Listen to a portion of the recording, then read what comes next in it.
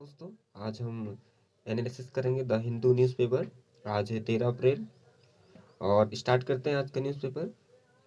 तो first article जो दिया हुआ है वो है कोविड-19 के ऊपर, और कोविड-19 के ऊपर क्या आर्टिकल दिया हुआ है इसको हम डिस्कशन करते हैं।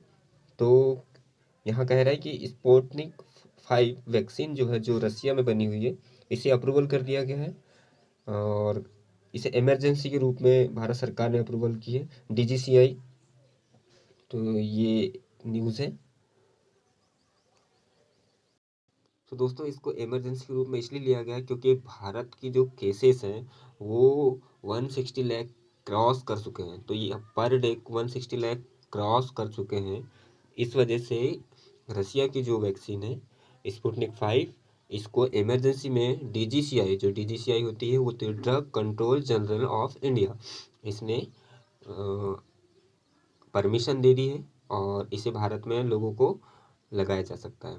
और आपको पता है ना, इसमें हमारे यहाँ पर दो वैक्सीन काम कर रही है। एक है कोविशील्ड, जिसे भारत बायोटेक ने बनाया है। दोस्तों, भारत में दो वैक्सीन चल रही है। एक है कोविशील्ड, जिसे बनाया है सीरम इंस्टीट्यूट ऑफ इंडिया ने, और दूसरी है कोवैक्सीन, जिसे बनाया है भारत बायोटेक ने। तो ये सब आप याद रख लीजिएगा। दोस्तों, हम इसके की पॉइंट पर बात करते हैं। The vaccine has been called, अच्छा इसका स्पुतनिक 5 नाम कैसे पड़ा ये दिया गया है। इसका स्पुतनिक 5 नाम पड़ा दोस्तों रसिया की जो फर्स्ट सेटेलाइट थी जो अर्थ के लिए छोड़ी गई थी, उसका नाम था जो सोवियत संघ ने छोड़ी थी, स्पुतनिक 5। तो उस नाम पर इस वैक्सीन का नाम रखा गया है, स्पुतनिक 5। तो ये एग्जाम पॉइंट की दृष्टि से इम्पोर्टेंट है। और इसमें दूसरी बात ये कही गई कि इसे कोविड-19 में सबसे पहले वैक्सीन नाम आई थी और उसका नाम पड़ा गया था। सो आई होप दोस्तों आपको ये की पॉइंट क्लियर हुए होंगे।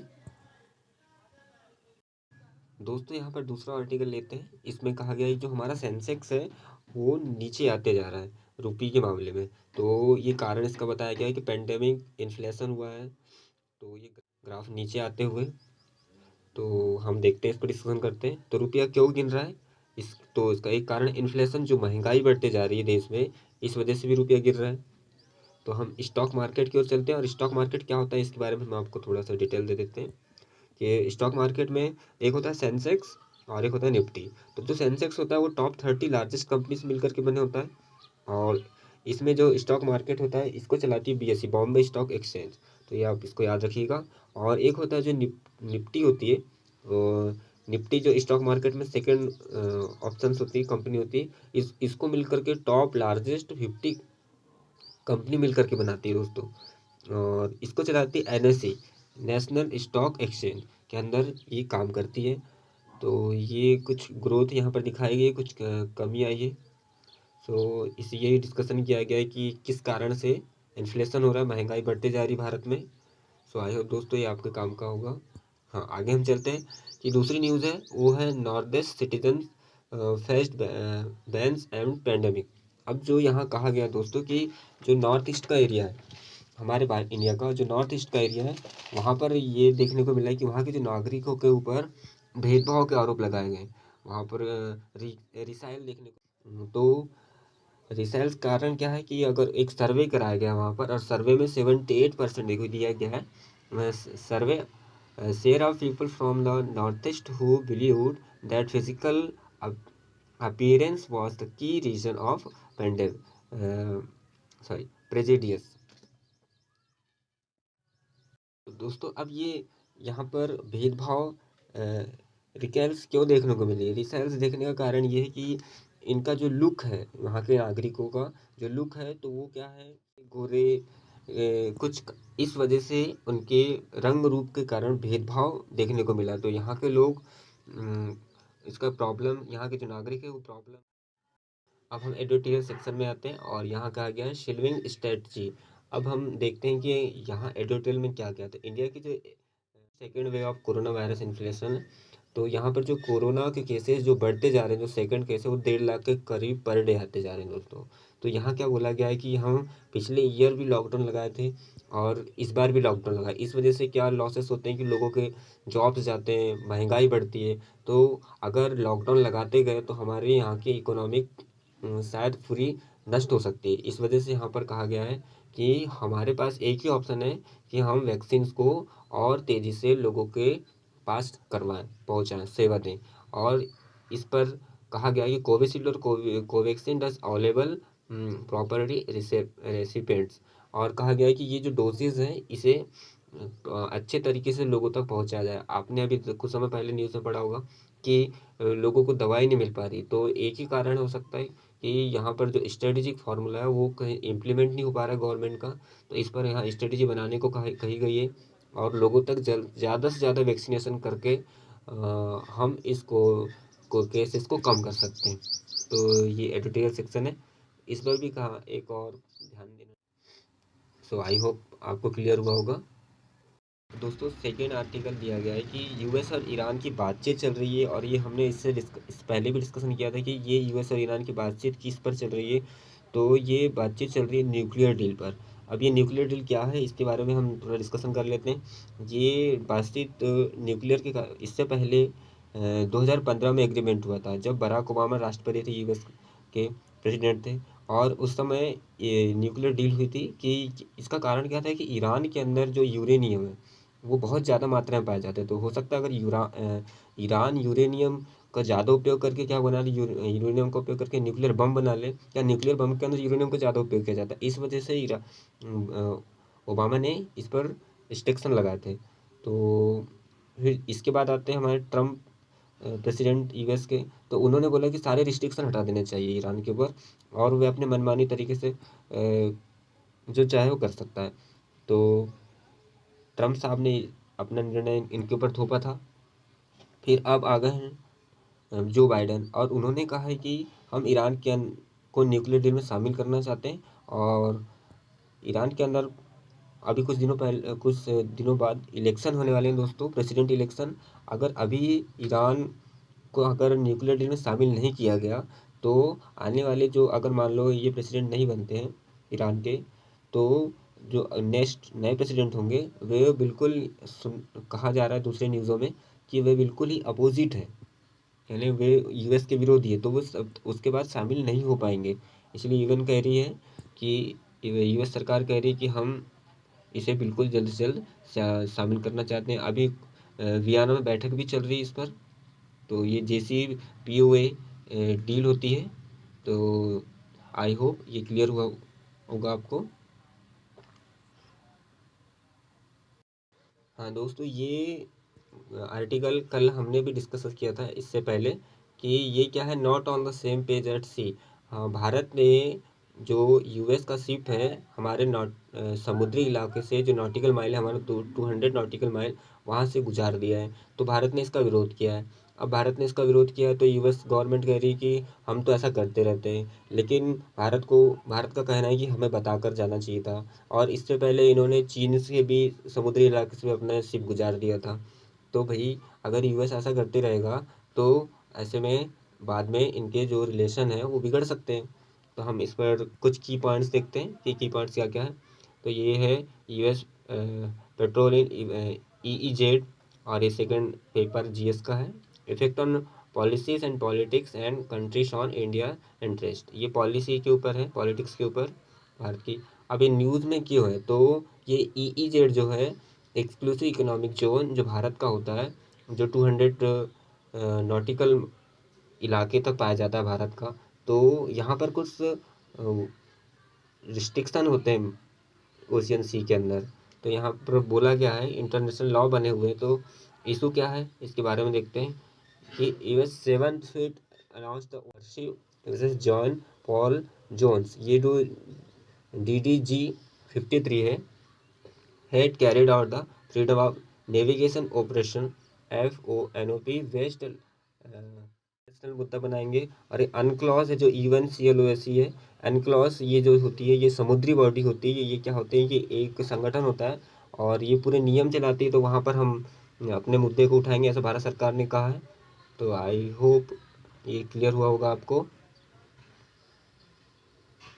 आगे नेक्स्ट देखते हैं, नेक्स्ट क्या चीज़ है इसमें। वही सब दिया हुआ है कि ये कब बना था। तो ये बना था, UN क्लॉज बना था 1982 में। सो क्लियर होते जा रहा है शायद आपको। तो नेक्स्ट आर्टिकल देखते हैं दोस्तों, India south Asian opportunity. India का कहना है कि साउथ एशिया के पास ऐसी अपॉर्चुनिटी है कि वे आगे बढ़ सकते हैं। तो साउथ एशिया में हमारा कौन कौन से देश आते हैं दोस्तों, तो ये आपको पता होना चाहिए। यहाँ पर आते हैं साउथ एशिया में सार्क देश, और सार्क देश का फुल फॉर्म देख लेते हैं, south Asia association for regional corporation.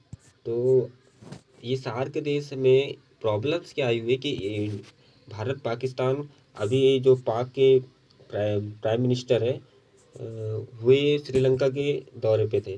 तो वहाँ पर उन्होंने कहा है कि हमारे भारत से संबंध अच्छे होने का एक अच्छे नहीं होने का एक ही कारण है कि वहाँ सिर्फ एक ही मुद्दा, कश्मीर का मुद्दा है, और कश्मीर का मुद्दा होने से हम भारत के साथ अपने संबंध नहीं सुधार पा रहे हैं, बाकी कोई मुद्दा नहीं है। अब सार्क देश में पाकिस्तान भी शामिल है।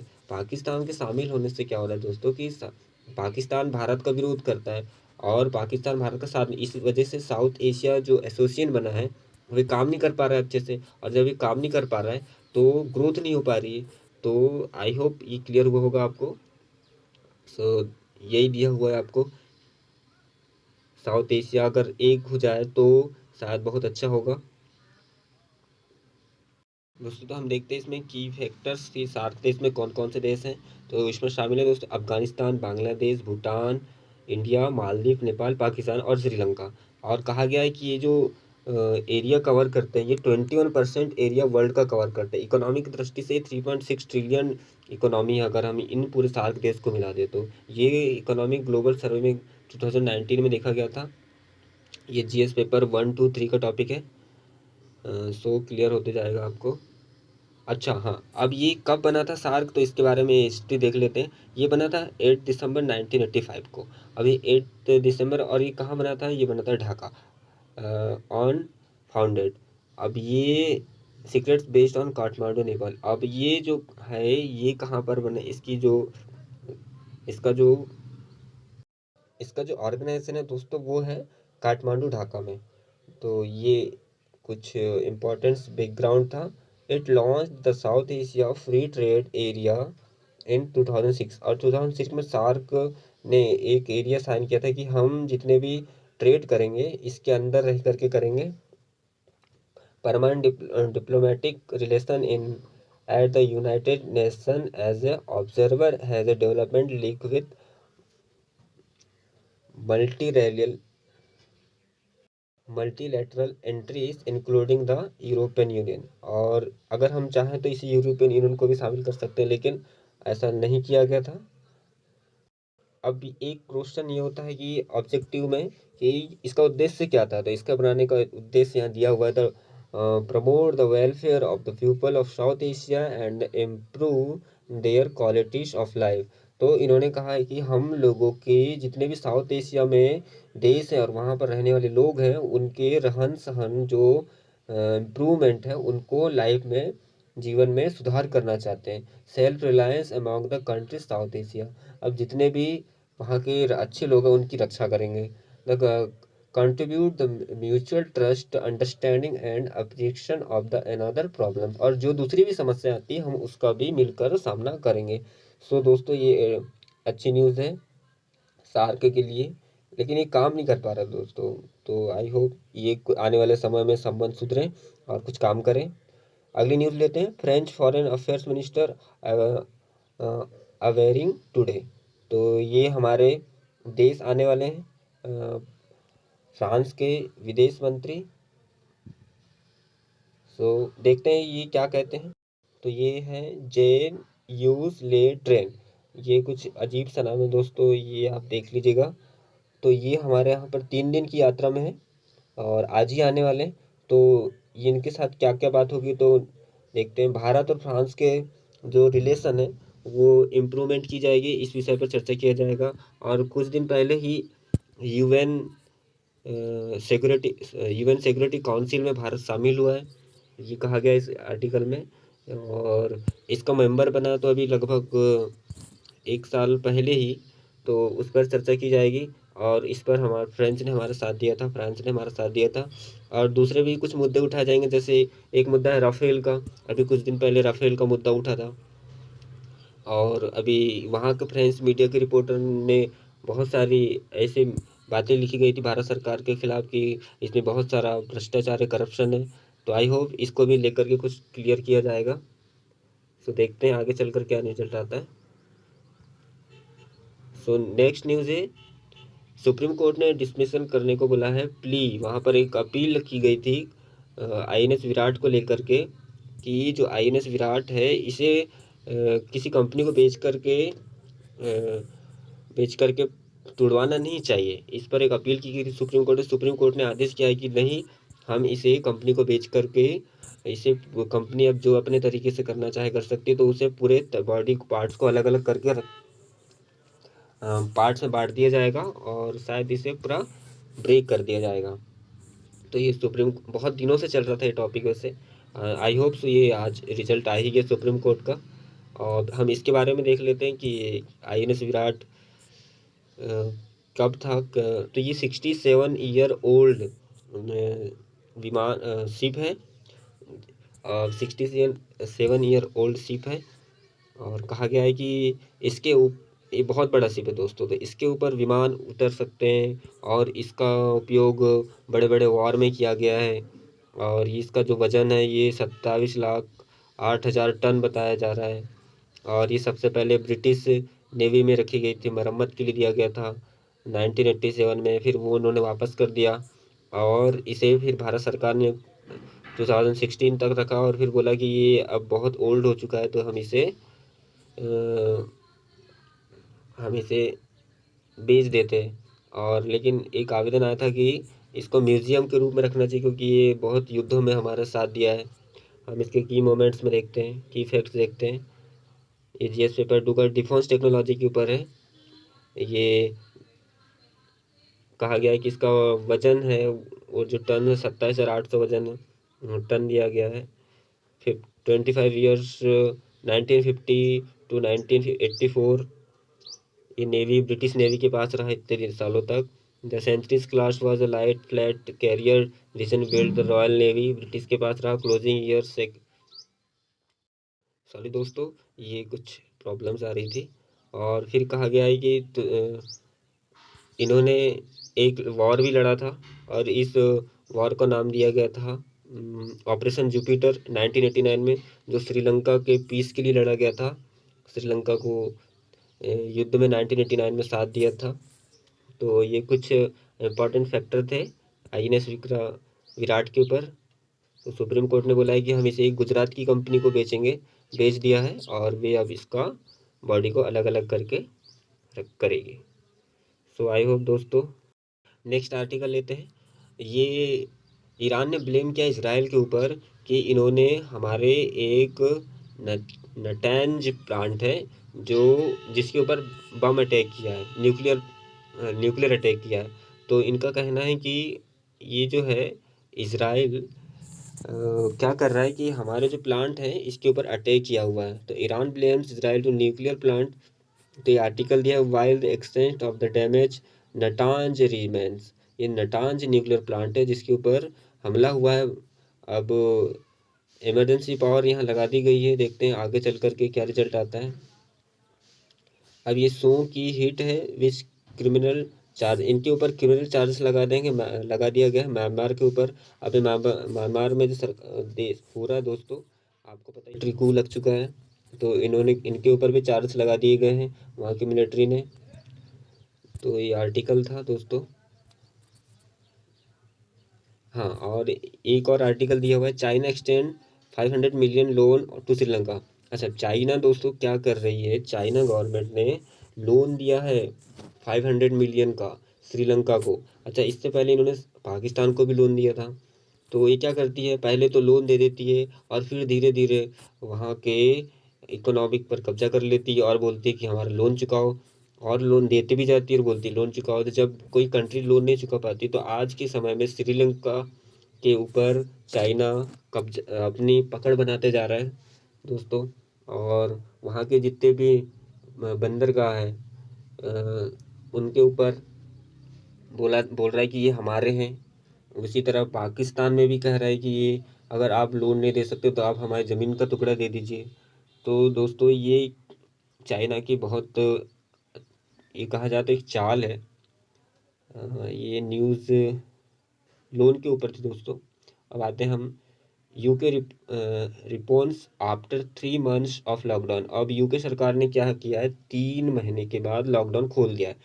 फिर भी उन्होंने लॉकडाउन खोलने के बाद भी कहा है कि हम कुछ स्ट्रिक्ट नियम लॉ लागू करेंगे, जिसको लेकर के ये एक आर्टिकल प्रिंट हुआ है दोस्तों।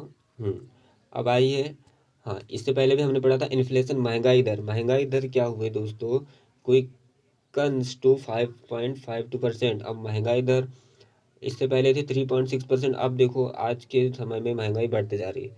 तो ये इन्फ्लेशन के ऊपर दिया गया है कि महंगाई किस बढ़ते जा रही। तो दोस्तों आई होप आपको आज का ये द हिंदू का एनालिसिस क्लियर हुआ होगा। तो आशा करता हूँ आप लोग इसे समझ पाए होंगे। सो गुड बाय दोस्तों, मिलते हैं नेक्स्ट वीडियो में।